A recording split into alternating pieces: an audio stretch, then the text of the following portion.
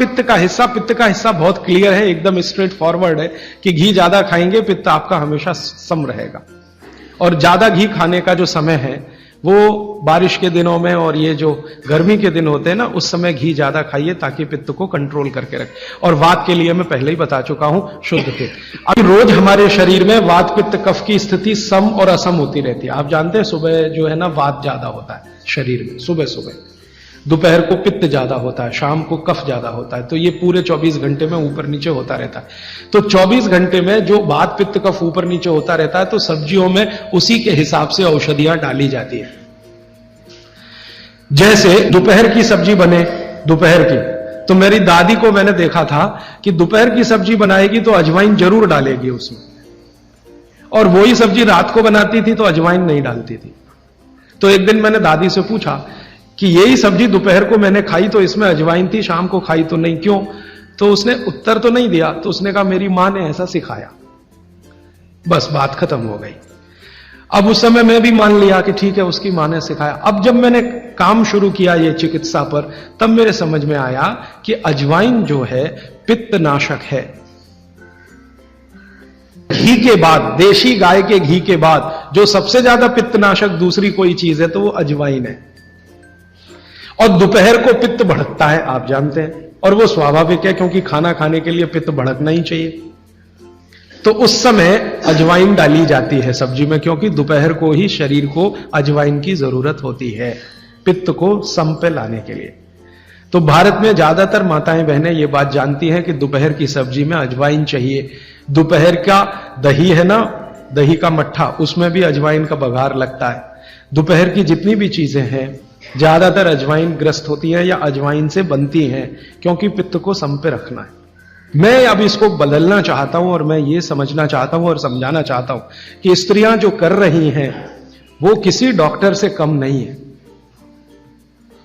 बस अंतर इतना है कि डॉक्टर को आप फीस देकर उससे एडवाइस ले रहे हैं, हमारी दादी नानी फोकट में वही एडवाइस दे रही है, धनिया खाओ, जीरा खाओ और ये अजवाइन खाओ, आपके पेट की गैस खत्म हो जाएगी। और ये 3500 साल से वैसे का वैसा ही है। अजवाइन खाओ तो गैस खत्म होती ही है। कभी भी आप करके देख लो।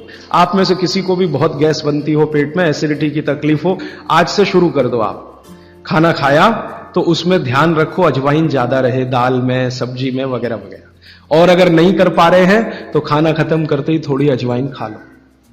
अजवाइन ज्यादा तकलीफ ना कर दे, उसका बैलेंस है काले नमक के साथ। तो थोड़ा अजवाइन और काला नमक मिला के हर खाने के बाद खा के देख लो, 3 दिन में ना आपकी गैस बंद हो तो आप जो कहो मैं हारने को तैयार। ये गारंटी मैं नहीं दे रहा हूं, ये गारंटी अजवाइन दे रही है, मेरी गारंटी नहीं है, अजवाइन की गारंटी है। तो वो कहते हैं भागवत जी कि पित्त को सम रखने के लिए हमारे रसोई में घी के बाद जो दूसरी चीज है वो है अजवाइन। अब तीसरी चीज पे आते हैं। पित्त को सम रखने के लिए अजवाइन के बाद जो तीसरी चीज अपने रसोई में है वो है जीरा।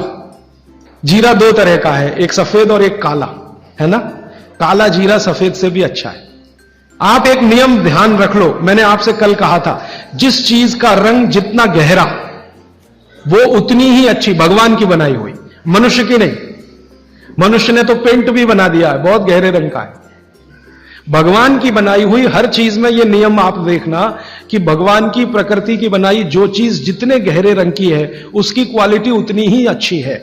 तो जीरा 2 है, एक सफेद और एक काला।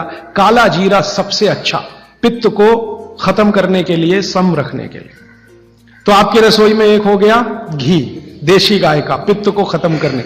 दूसरा हो गया अजवाइन, तीसरा हो गया जीरा, और एक चीज हींग।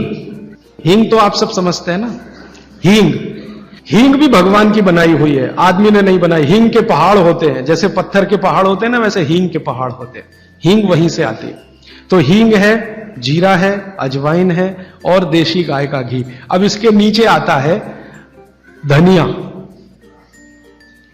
धनिया 2 तरह का है, एक सूखा और एक हरा। जब तक हरा उपलब्ध है आप खाइए, जब नहीं है तो सूखा खाइए, दोनों की क्वालिटी एक ही है। सूखे धनिये में कोई कमी नहीं आती। आपके मन में यह प्रश्न है ना, हरे पत्ते का धनिया में कुछ ज्यादा होगा, सूखे में कम, बिल्कुल नहीं है, दोनों में बराबर है। सूखने के बाद भी उसके गुण धर्म में कोई कमी नहीं। अब ऐसी पूरी लिस्ट है, मैंने तो आपको 5-7 बता दिया पित्त को कम करने के लिए क्या क्या, आपको पूरी लिस्ट है तो 108 है। 108 पित्त को खत्म करने के लिए रसोई में 108 चीजें हैं। वो पूरी लिस्ट देखनी है तो वो किताब है, आप ले लेना। एक स्वदेशी चिकित्सा किताब हमने बनाई है और एक बनाई है गंभीर रोगों की चिकित्सा, इसमें ये सूची है। और थोड़ी सी अष्टांग हृदयम के भाग 3 में भी है, भाग 2 में भी है, थोड़ी थोड़ी है।